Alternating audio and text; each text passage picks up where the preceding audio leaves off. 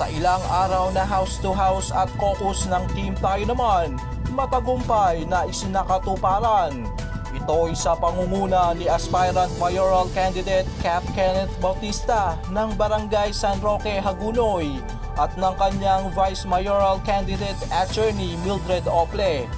Karamihan sa mga Hagunenyos ang nag-aabang sa Team Tayo Naman. Isusulong din ni Cap Kenneth Bautista ang good governance sa bayan ng Hagunoy at magkaroon ng bagong ospital na may 100 bed capacity, kompletong supply sa mga health centers para sa lahat ng mga Hagunenyos ay hindi mamroblema sa mga gamot at magkaroon ng allowance para sa lahat ng mga senior citizen. 24 na oras na emergency hotline kung sakaling magkakaroon ng mga hindi inaasahang pangyayari sa bayan ng Hagunoy.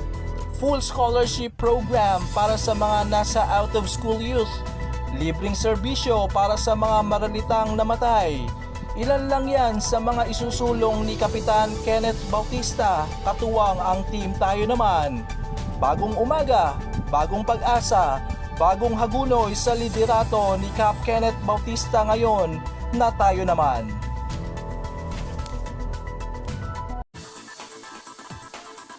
Ako, si Ronald Esney, nag-uulat mula sa Newsreel TV, your daily dose of reliable news right at your fingertips.